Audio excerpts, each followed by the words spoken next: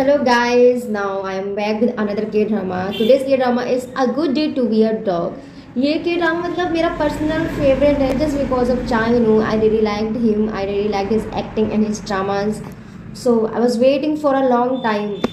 क्योंकि ये ड्रामा मतलब हर वीक सिर्फ एक एपिसोड इसका रिलीज होता था, तो मतलब बहुत लंबा वेटिंग टाइम था क्योंकि सिर्फ एक दिन में मतलब ठीक है वीक में 2 एपिसोड्स आ रहे हैं तभी चलते हैं, सिर्फ एक वीक में एक एपिसोड आ रहे हैं, इसके टोटल 14 एपिसोड से, तो सोचो 14 वीक्स लगे इस ड्रामा को आने में। तो अब बात करते हैं इस ड्रामा की। मुझे ड्रामा बहुत अच्छा लगा। स्टोरी शुरू होती है कर्ज से कि जो लड़की है मेन लीड है उसका नाम है ना, तो उसको मतलब उसकी फैमिली को कर्ज लगा होता है कि मतलब जब भी वो अपनी किसी लवर को किस करेंगे तो वो डॉग के फॉर्म में आ जाएंगे और 10 दिन के अंदर अगर वापस से उसके लवर ने उसको डॉग के फॉर्म में किस नहीं किया तो उसका कर्ज रिटर्न नहीं होगा। वो मतलब फिर अपनी आगे की लाइफ जितनी भी है डॉग बन के ऐसा ही जिएगी। तो इसकी फैमिली को कर्ज मिला। कहाँ से अब जाते हैं बैक स्टोरी में पास्ट लाइफ में। तो पास्ट लाइफ की बहुत सारी स्टोरी है। तो वहाँ पर मतलब जो मेन लीड है ना उसका एक लवर था, तो वो लोग आपस में प्यार करते थे एक दूसरे से। तो हैना की जो क्वीन थी जिसकी वह सेवा करती थी देख रेख करती थी, उसके मतलब हस्बैंड की डेथ हो गई थी, तो उसको पकड़ने के लिए किंग के लोग वगैरह आ रहे थे, तो वो उसको बचाने के लिए लेके जा रहे थे। तो इसमें उसका लवर जो होता है उसकी हेल्प कर रहा होता है, वो उसको बचा देते हैं और उसमें उसका लवर जो होता है बाद में पीछे रह जाता है, पकड़ा जाता है क्योंकि वो इन लोगों को भेज देता है आगे। और फिर है ना अपनी मालकिन के साथ रहती है। इस तरह से 3 महीने निकल जाते हैं। अब वो सोचती है कि अब मैं जाती हूँ, मैं अपने लवर को ढूंढूंगी कि वो कहाँ है, किस हालत में है, क्या है, क्योंकि 3 महीने से उसकी कोई खबर नहीं आई होती, वो वापस नहीं आया होता उनसे मिलने। और उधर वो पकड़ा गया होता है तो वो जेल में होता है। वो उनसे पूछते हैं कि वो लोग कहाँ हैं, तुमने कहाँ भगाया है, उनका ठिकाना वगैरह क्या है, सब हमको बताओ। तो वो नहीं बता रहा होता है। फिर जब ये वहाँ पहुँचती, कई बार ये चक्कर लगाई होती है, फिर एक दिन उसको पता लगता है कि ऐसे उसको पकड़ लिया गया, अरेस्ट कर लिया गया और एक वहाँ उसकी ज़िंदगी मतलब दाव पे लगी हुई है। तो झूठ बोल देती है कि मुझे जो आप जिसको ढूंढ रहे हो वो पता है कहाँ है, कौन है। तो वो बोलते कि आप ढूंढ के दो, बताओ क्या। फिर वो उसकी कहती है एक शर्त पे कि मैं खुद वहाँ पर जाऊँगी और उनको आपके पास यहाँ तक लेके आऊँगी।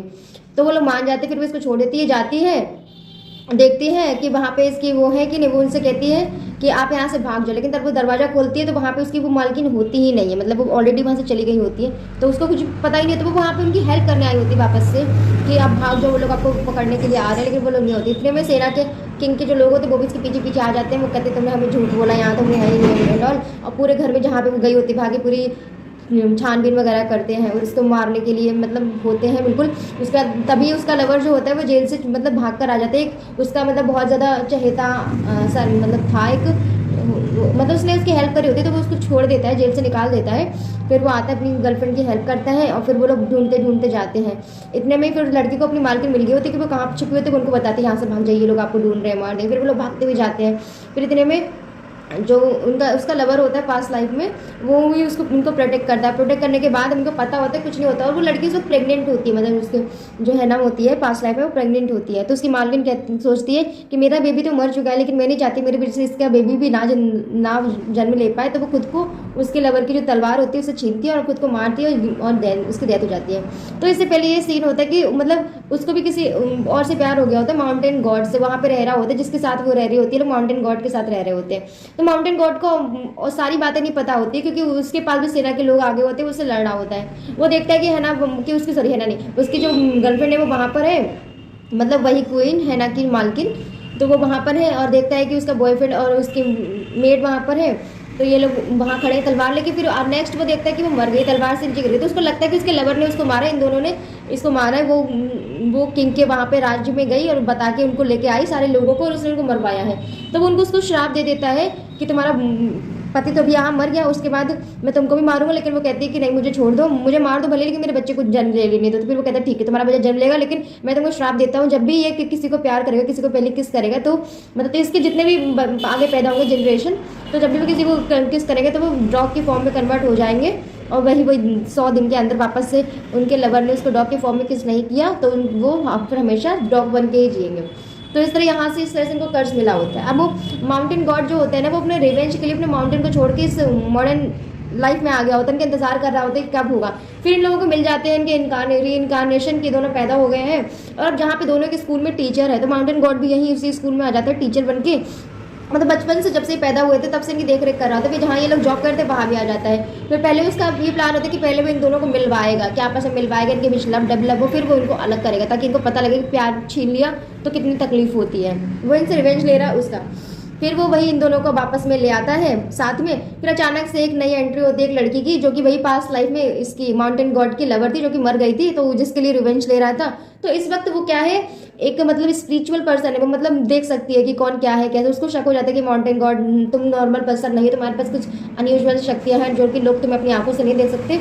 तो वो उसको देख के मतलब उससे दूर दूर सा रहता है, उसकी शक्ल उसकी गर्लफ्रेंड की तरह दिखती है, वो उससे दूर रहता है। फिर वो भी पता लगाने जाती है कि मुझे बहुत सारी चीज़ें याद आ रही है, मेरी लाइफ है या क्या ही, अगर ये मेरी पास्ट लाइफ है तो क्या हुआ है, क्यों मुझे बार बार याद आ रही है, मुझे क्या याद दिलाना चाहती है। तो फिर वो सबको रिकॉल करने के लिए उसे माउंटेन पे जाती है जहाँ पे उसकी डेथ हुई होती है, वहाँ जाके बहुत सारी चीज़ें हुई होती है उनको रिकॉल करती है। इधर माउंटेन गॉड अपने मिशन पे लगा होता है, उन दोनों को आपस में अब वो लवर बन गए हैं। तो उसके बाद क्या करता है, वो उन दोनों को अलग कर देता है। एक की मेमोरी वो कहता है कि मैं मिटा दूंगा, पहले वो बोलता है कि लड़की की मेमोरी मिटाएगा। तो लड़के का नाम सेवोन होता है, जो कि हैना का बॉयफ्रेंड होता है। तो लड़के की मिटा देंगे, फिर वो उनके साथ धोखा कर देता है, लड़के की नाम मिटा के वो लड़की की मिटा देता है। लड़के को सब कुछ याद होता है, लड़की को कुछ भी याद होता है, वो उसको भूल जाती है। फिर वो लड़का बहुत कोशिश करता है, उसके पीछे पीछे जाता है, बिल्कुल वैसे ही शुरुआत करता है जैसे लड़की ने उसके साथ शुरुआत की थी। सब कुछ वही होता है। लड़की को मतलब जब वो उसके पास आता है, लड़की को अजीब नहीं लगता, ऐसा लगता है कि जैसे ऐसा कभी हो चुका है, मतलब कंफर्ट सा फील होता है। और यहाँ पे जो माउंटेन गॉड है, लड़की मतलब ओरिजिनली माउंटेन गॉड को पसंद करती थी, बाद में अपने बॉयफ्रेंड को पसंद करने आई थी। तो यहाँ पे अब वापस उस स्टेज पे आके जब वो माउंटेन गॉड को पसंद करती थी, तो माउंटेन गॉड का प्लान होता है कि वो उसके आई लाइक यू बोल के उसके साथ डेट पे जाए, कपल बन जाए, ऐसा प्लान होता है ताकि वो उन लोगों का रिवेंज मिले, वो उससे एक ना हो पाए।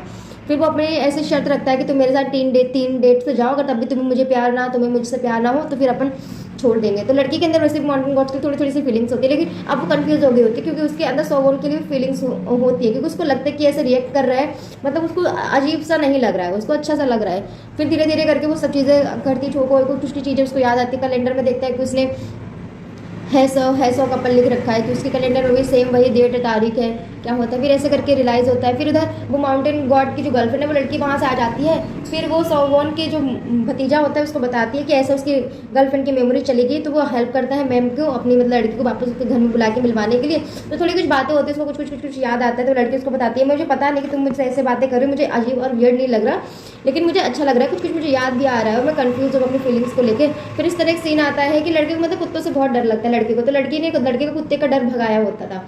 तो अब यहाँ पे क्या होता है, लास्ट में माउंटेन गॉड का अल्टीमेट वेपन होता है कि इन दोनों को अलग कर देगा।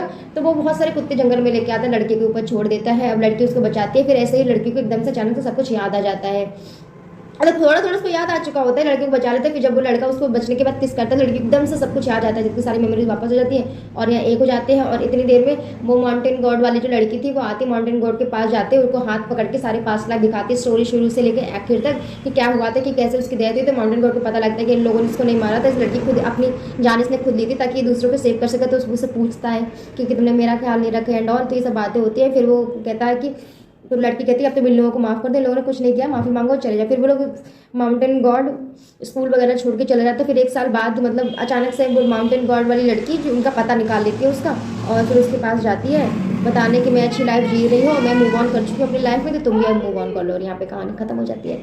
क्यूट लविंग, मैं कुछ भी नहीं बताया लिटरली, आप जब देखोगे ना आप खुद कहोगे यार वाह कितनी अच्छी ड्रामा है।